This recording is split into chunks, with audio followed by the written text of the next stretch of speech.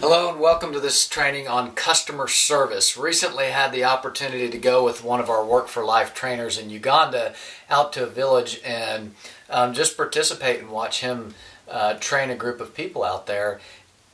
He told a really great story. He asked the group, why do you think the Americans do so well in business? And they all looked at him for a little while and he said, one reason, customer service. And he explained how in Uganda so many times when somebody comes into a store, into a business or whatever, the people won't even look at them. The people that are working there won't even say anything to them. And he said in America, when you walk into a business, people are there to greet you and they take care of you and they make sure that you're happy and all of that. And so he really tapped into a key to business, which is customer service. And so today on this training session, we are going to dig into two parts. One, just some fundamentals of customer service. That's what the smiley face is all about. And then an approach to issue resolution. So even the best business in the world that treats their customers the best, sometimes their customers have problems. And so being good at solving problems that your customers experience is what this is all about. But let's start with the fundamentals of customer service. And if you notice, the biggest thing on this is a smiley face, and that's where it starts. It starts with a smile. A smile costs you nothing. And so whether you're dealing with your customer in person or over the phone, put a smile on your face. They immediately feel that sense of warmth. And then the next thing is a greeting. So asking them, how are they doing? Is there something that you can help them with?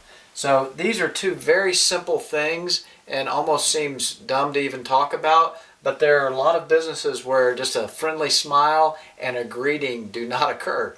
And so start with that, smile, greeting, and then the last thing that comes out of our mouth, if you think about it, our mouths are very powerful. They're powerful tools. They can be used for a lot of good and then a lot of bad can come out of our mouth. So if you start with a smile, greeting, the last thing should be the truth. And so there's nothing worse for a customer than being lied to. And so even if you have bad news to share, even if your product's not perfect in this area, even if your service was messed up, tell the truth. That's a fundamental, foundational thing. If you break trust with your customers, they won't come back. Customers will come back even if they had a bad experience, but not if you break trust, not if you're not honest. And so those are the three beginning steps to having good customer service. The next comes up here to your head, which is expertise. And so a great way to build a solid bond and provide great customer service is by having expertise in an area. So whatever your business is, become the subject matter expert on it and be able to share that knowledge, that wisdom that you have, and be able to explain it in ways that your customer understands. So if it's a somewhat technical field or somewhat technical aspect that you're talking about, break it down into terms that your customer can understand. So building great customer service happens when you have expertise to offer to them. And then the last thing, and what this hand signifies, is over-deliver. So what you deliver with your hands to your customer, whatever it may be, that you always try to give them a little more than what they thought they were going to get. And when you do that, you build loyalty and you build customers for life. So starts with a smile, have a friendly greeting, ask them how you can help them, what can you do to serve them, be honest in everything you do, have the expertise and knowledge that can be helpful and beneficial to your customers, and then over-deliver.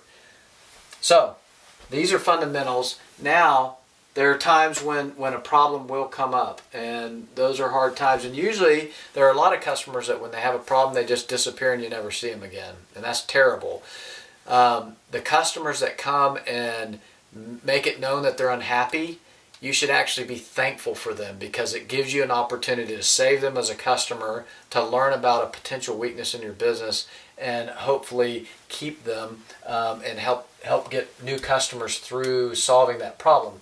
And so the first step in resolution is patience. Now, sometimes when customers call, they're pretty mad, and they may aggressively go after you, and they may say bad words, and they may, holler at you even. It just depends on where you are, but it starts with patience. Just being willing to sit there and listen. Don't feel like you need to fight back and argue with them. Just be patient and hear them out. Then the next thing is to acknowledge what they say. So acknowledge the issue. Sometimes it's very frustrating when you go immediately from hearing what they have to say to telling them how they're wrong or whatever. So just acknowledge what they're saying, and then ask questions. So, okay, I understand you're having a problem with this, or this service went wrong. Can you tell me a little bit more about this? How did this happen? What occurred over there? So ask questions so that you really understand the full picture of it. And then once you think you understand the full picture, restate your understanding of what they just shared with you. Okay, Mr. Customer, here's what I understand that you just said. We did this, and then the product did that, and then our service was bad here, and then Mike said this, and then this other problem occurred, and this is the order that all that. Is that right? And so restate it so they have a chance to clarify, because sometimes the things that they say early on, you may misunderstand them, and so then you're trying to solve the wrong problem, and you didn't really know what they were saying. And so acknowledge the problem, ask questions to further understand it, and then restate it to make sure that you understood them properly, and then resolve the problem. If you can't resolve it immediately, you tell them, okay, Mr. Customer, these are the things that I'm going to do to fix this. And then ask them, is that satisfactory to you? Here's the steps I'm going to take, and here's the timeline. We should be able to have this corrected by, tomorrow or by 3 weeks from now, whatever it is. And then the last thing is try to repay them in some way. So is there a way that besides fixing the problem that you can compensate them for having gone through the problem? And it may not be literally giving them money. It could be giving them a free future service, or giving them a discount on something later, or it might be, buy them a dinner or something. So is there a way that you can repay them, give them an extra product the next time they order, so that you kind of make up for that? So it's a very simple process. Be patient when a customer's telling you that they have an issue. Acknowledge the problem that they're saying. Ask questions to make sure that you understand it fully and to get every angle on it. Restate your understanding of the problem to make sure you're fixing the right problem. Resolve it, and then try to repay them in some way. So if you build these two elements into your company, and as an entrepreneur, if you do these two things, and if you teach your employees to do these things, let's smile when our customers walk in. Let's have a warm, friendly greeting. Let's be honest. Let's be experts at what we do and share that with them to provide value through the things that we know. And let's always try to over-deliver. If you have a culture that's built on that, and then all of the employees in your company know this simple, 6-step process to solving issues, then your company will be way more successful. Thank you.